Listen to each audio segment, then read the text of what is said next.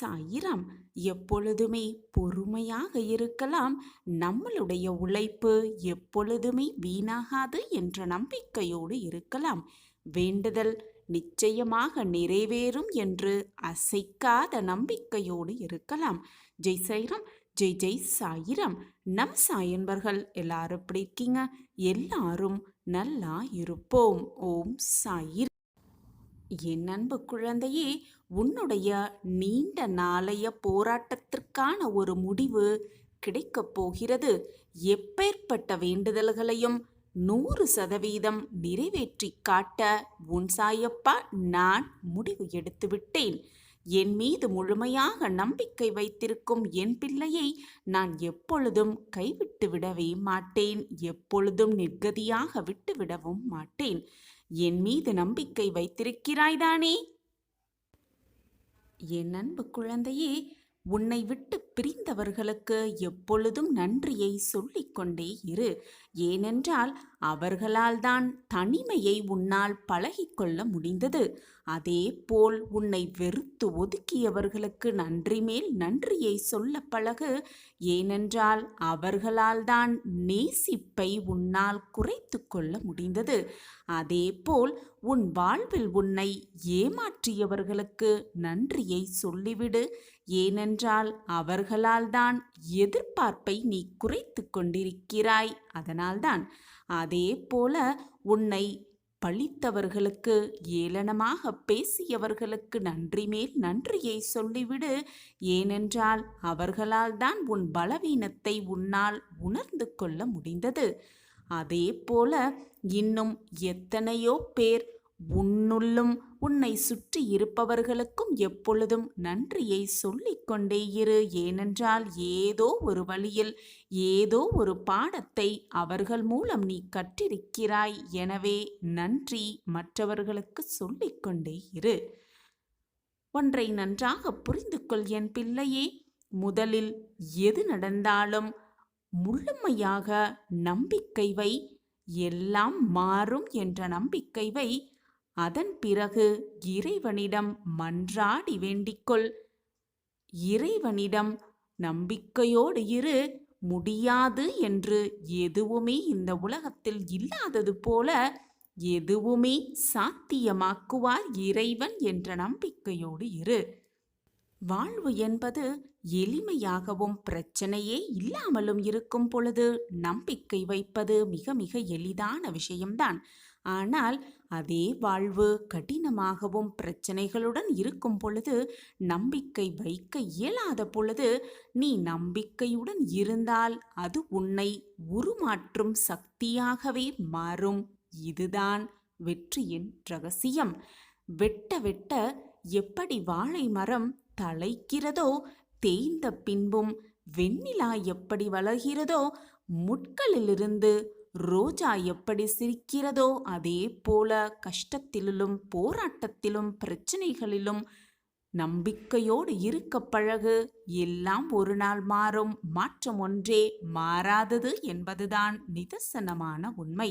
ஆம் குழந்தையே, நீண்ட நாளாக இருக்கும் பிரச்சனைகளிலிருந்து விடுபட போகிறாய். உன் வாழ்வில் மாற்றங்களை 100% உண்டு பண்ண உன் சாயப்பா நான் முடிவு எடுத்து விட்டேன். இனியும் நம்பிக்கையோடு இரு, பொறுமையாக இரு, அசராமல் இரு. உனக்கானது நிச்சயமாக உன்னிடம் வந்து சேர்ப்பேன் உன் சாயி தேவா. போலையும் உன்னையும் நான் சரிசமமாகத்தான் நடத்தி கொண்டிருக்கிறேன். உனக்கு கேட்பதையெல்லாம் கொடுத்து, உனக்கு ஆசைப்பட்டதெல்லாம் வழங்கி, உன்னை சிம்மாசனத்தில் கம்பீரமாக உட்கார வைக்கப் போகிறேன் என் பிள்ளையை. அனைத்து பிரச்சனைகளையும் எப்பொழுதுமே உன் தலையில் வைத்துக்கொண்டு சுமந்து கொண்டே சென்று கொண்டிருந்தால் அதற்கு காரணம் நீதான். உனக்கு பிரச்சனைகளை கொடுத்தவர்கள் அல்ல அதற்கு காரணம். நீதான் தேவையில்லாததையெல்லாம் உன் தலையில் சுமத்தி கொண்டு, நான் பிரச்சனையிலேயே வாழ்ந்து கொண்டிருக்கிறேன், என் வாழ்க்கையில் சோகங்கள் முடிவதே இல்லை, எப்பொழுதும் பிரச்சனைகள் இருந்து கொண்டே இருக்கிறது என்று புலம்புவதால் நான் என்ன செய்ய முடியும் குழந்தையே? உன் வீட்டிலும் உன் வாழ்க்கையிலும் நடக்கும் பிரச்சனைகள், அனைத்து பிரச்சனைகளையும் உன் தலையில் சுமத்தி வைத்துக்கொண்டு உன் வேலையையும் நீ சரிவர செய்யாமல் உன்னை சுற்றி இருப்பவர்களையும் மனக்குழப்பங்களோடு வைத்துக்கொண்டு நான் கஷ்டத்தை அனுபவித்துக் கொண்டிருக்கிறேன் என்று உன் வேலையை கூட செய்யாமல் இருப்பதால் நீயே உன்னை காயப்படுத்தி கொண்டிருக்கிறாய். உன்னை சுற்றி இருப்பவர்களையும் மன வேதனைப்பட வைக்கிறாய். உன்னுடைய அன்றாட வேலைகளை கூட நீ செய்ய முடியாமல் போனால் அதற்கு காரணம் உன்னை சுற்றி இருப்பவர்கள் அல்ல, உனக்கு பிரச்சனைகளை கொடுத்தவர்களும் அல்ல, நீயேதான் என்பதை தீர்க்கமாக புரிந்து கொள். என் குழந்தையே, நீ அழும் பொழுதும் வேதனைப்படும் பொழுதும் என் மனம் துடிக்கின்ற துடிப்பு வேறு யாருக்குமே தெரியாது, எனக்கு மட்டுமே தெரியும். பொறுமையோடு காத்திரு கண்மணி. உன் காதில் நல்ல செய்தி வரும் நேரம் வெகு தொலைவில் இல்லை. எல்லாம் கூடி வரும் நேரம் பார்த்து நீ நான் கஷ்டங்கள் மட்டுமே அனுபவித்துக் கொண்டிருக்கிறேன், என் வாழ்க்கையில் சந்தோஷம் என்பதே இல்லை என்று புலம்பிக் கொண்டிருக்கிறாய். முதலில் புலம்புவதை நிறுத்திவிடு. வரப்போவதை நினைத்து எவ்வளவு மகிழ்ச்சியாக இருக்க முடியுமோ அவ்வளவு மகிழ்ச்சியாக இருந்து பழகு. வருவதை நினைத்து பயப்படாதே, முடிந்ததை நினைத்தும் வருந்திக் கொண்டே இருக்காதே. இப்பொழுது இந்த நொடி எவ்வளவு சந்தோஷமாக இருக்க முடியுமோ அதை அனுபவித்துக்கொள். உன் வாழ்வில் கூடிய விரைவில் ஒரு நல்ல திருப்பம் வந்தே தீரும். அனைவருக்குமே அற்புதமும் அதிசயம் நடக்கும். ஆனால் எல்லாவற்றுக்கும் சில காலமும் சில நேரமும் எடுக்கத்தான் செய்யும். அதுவரைக்கும் நீ பொறுமையாக இருக்கிறாயா என்பதுதான் நான் உனக்கு வைக்கும் சோதனை, உனக்கு வைக்கும் மிக பெரிய பயிற்சி. நீ என்னை இறைவனாக நினைத்தாலும் சரி, கடவுளாக நினைத்தாலும் சரி, உன் அப்பாவாக நினைத்தாலும் சரி, உன் தாயாக நினைத்தாலும் சரி, நான் உன்னை எப்பொழுதும் என்னை மட்டுமே சிந்தித்து கொண்டிரு, என்னை மட்டுமே பூஜித்து கொண்டிரு என்று எப்பொழுதும் சொன்னதே இல்லை. அதற்கு மாறாக நீ என்மேல் எவ்வளவு நம்பிக்கை வைக்கிறாயோ அதற்கு பல மடங்கு மேலாக நான் உனக்கு நல்லதை மட்டுமே செய்வேன் என்ற நம்பிக்கையோடு இரு. உன் மன வேதனைகள் அனைத்துமே விரைவில் உன் மனதை விட்டு நீங்கிவிடும், மறைந்தும் விடும். நீ நினைக்கும் அனைத்துமே நிறைவேறிவிடும். மனசஞ்சலம் கொள்ளாதே என் பிள்ளையே. நான் இருக்கிறேன் உனக்கு துணையாக, பக்கபலமாக. நமக்காக யாருமே இல்லை என்று கவலைப்பட்டதெல்லாம் போதும். நான் இருக்கிறேன், எப்பொழுதும் சாயப்பா இருப்பார் என்ற மன நிம்மதியோடு நகர்ந்து கொண்டே இரு உன்னுடைய ஒவ்வொரு அடியிலும். ஏனென்றால் என்னுடைய பார்வை எப்பொழுதும் உன்மீதுதான் முழுமையாக இருக்கிறது. சில சமயம் பிரச்சனைகள் வரத்தான் செய்யும். அந்த பிரச்சனையிலிருந்து எப்படி மீள்வது என்று யோசிக்க வேண்டுமே தவிர என் வாழ்க்கையே முடிந்துவிட்டது, நான் சோகத்திலேயே இருக்கிறேன், பிரச்சனைகள் மட்டுமே என் வாழ்க்கையில் வருகிறது என்று யோசித்து கொண்டு இருக்காதே. யாராவது ஒரு ரூபத்தில், ஏதாவது ஒரு ரூபத்தில் வந்து உனக்கு எப்படி உதவி செய்யலாம் என்பதை நான் யோசித்து கொண்டுதான் இருக்கிறேன். என் விழிகள் உன்னை பார்த்து கொண்டுதான் இருக்கிறது எப்பொழுதுமே. கவலைப்படாதே என் பிள்ளையே. ஏதாவது ஒரு ரூபத்தில் யார் மூலமாகவோ வந்து உனக்கு கொடுக்க வேண்டியதை, உனக்கு கிடைக்க வேண்டியதை நிச்சயமாக நான் வந்து சேர்ப்பேன். இது உன் சாயப்பாவின் சத்திய வாக்கேதான். நான் உன்னை பார்த்து விட்டேன். முழுமையுமாக என்னுடைய பார்வை உன் மீது விழுந்து விட்டது. இனி என் ஆசி உனக்கு எப்பொழுதுமே இருக்கும். என் மேல் முழுவதுமாக நம்பிக்கை வை. நான் இருக்கிறேன் பிள்ளையே. எப்பொழுதுமே சில காரணங்கள் உன்னை மகிழ்விப்பதாகவே இருக்காது. நீ எதை இல்லை என்று நினைக்கிறாயோ அதுதான் ஒரு காரணமாக உன் கண்முன்னே வந்து நிற்கும். இது சாதாரணமானவர்களுக்கு புரியவே புரியாது. அனுபவப்பட்டவர்களுக்கு மட்டுமே இது புரியும். அப்பா சொல்வதின் சூட்சமும் புரியும். குழந்தையே, உன் வீட்டில் பல நாட்களாக இருந்த துன்பமும் கஷ்டமும் இனி மகிழ்ச்சியாக மாறும். என் பிள்ளைக்காக ஒரு நல்ல நாளை பார்த்து வைத்திருக்கிறேன்.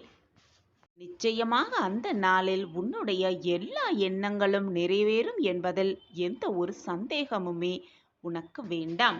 ஒரு விஷயம் உன் வாழ்வில் நடந்தால் அந்த விஷயம் எதற்காக நடக்கிறது, யார் செய்திருப்பார்கள் என்று யோசிப்பதை விட அது அதனுடைய இயல்பு என்று விட்டுவிட்டு உன் கடமையை நீ செய்து கொண்டே இரு. குழந்தையே, நான் உனக்கு கொடுக்க நினைப்பது நீ நினைப்பதற்கு மேலாக ஒரு படி மேலாகவே இருக்கும்.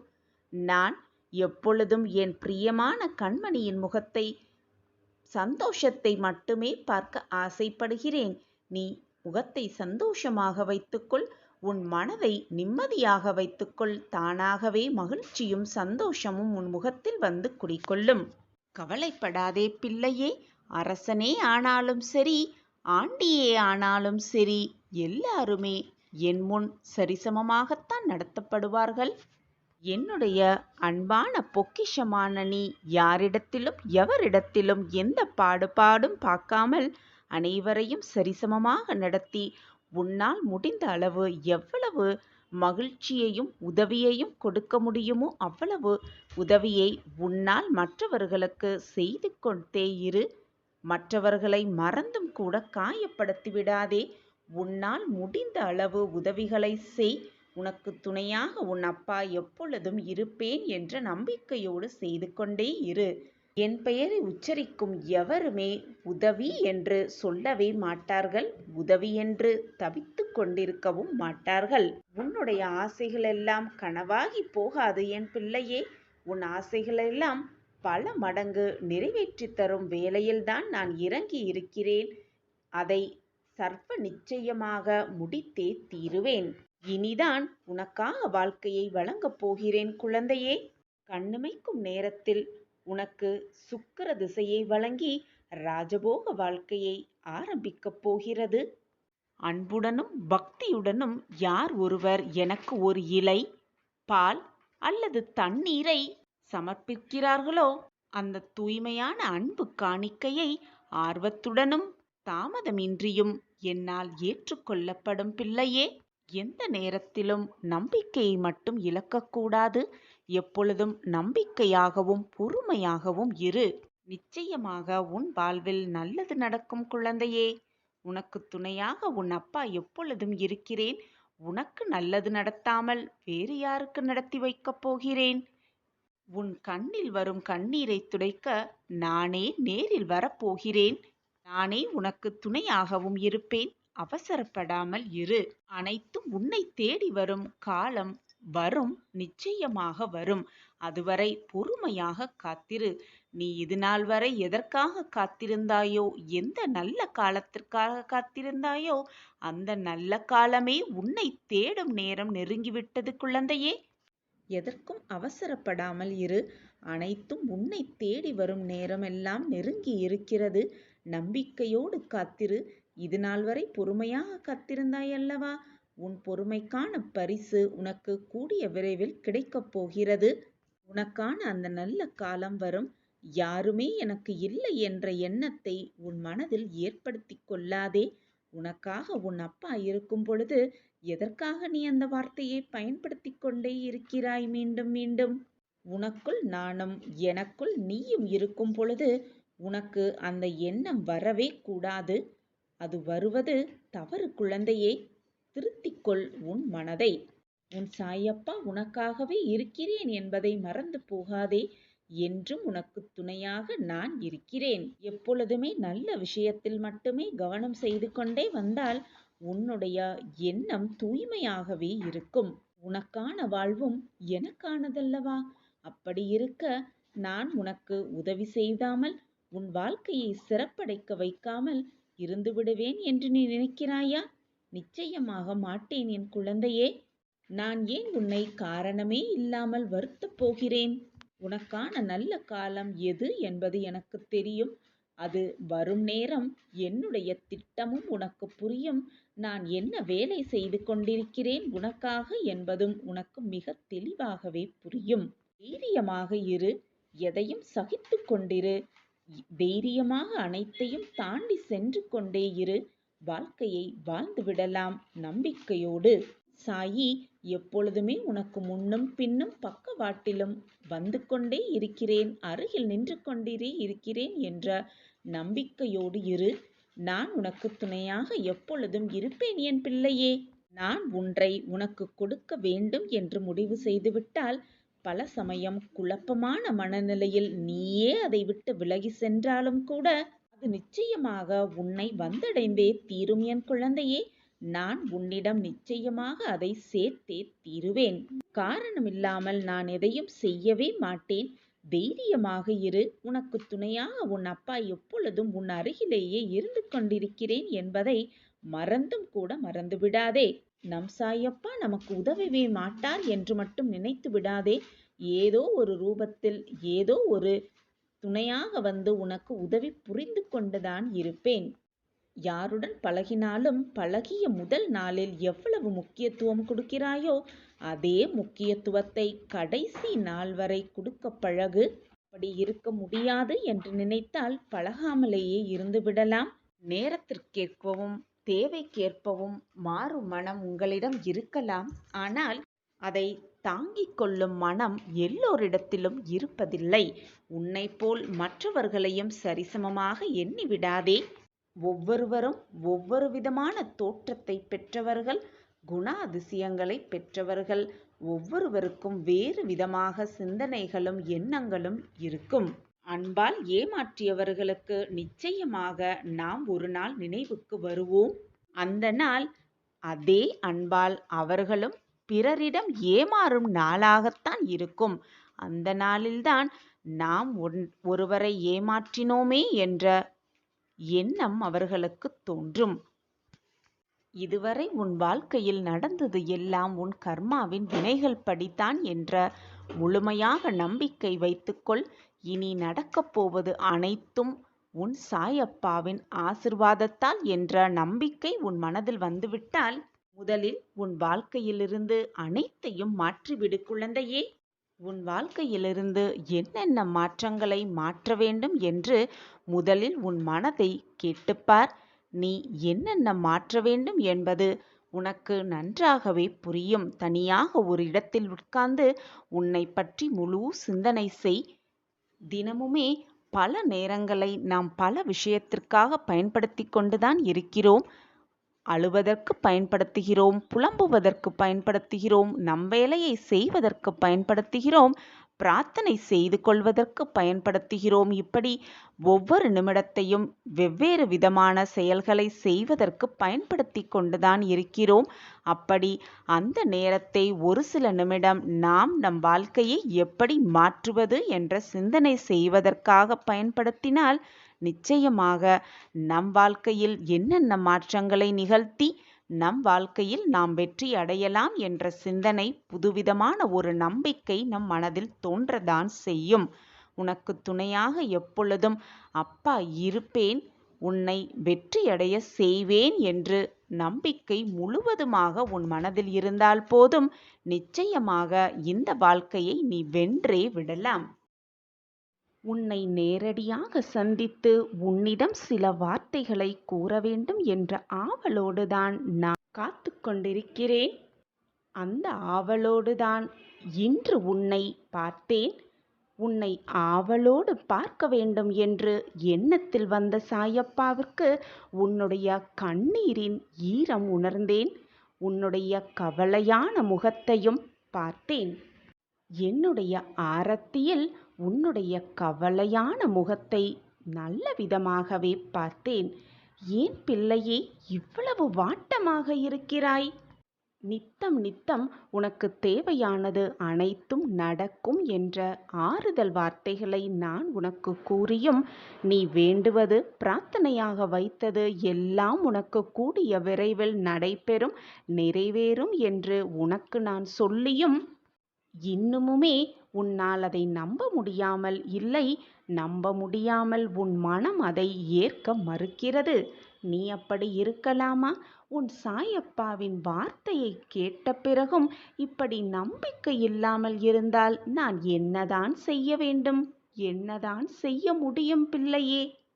நீயோ இப்பொழுது உன் வாழ்க்கையில் நடப்பதை பார்த்து, உன் சூழ்நிலைகளை பார்த்து பயந்து போய் சோர்ந்து போய் இருக்கிறாய்.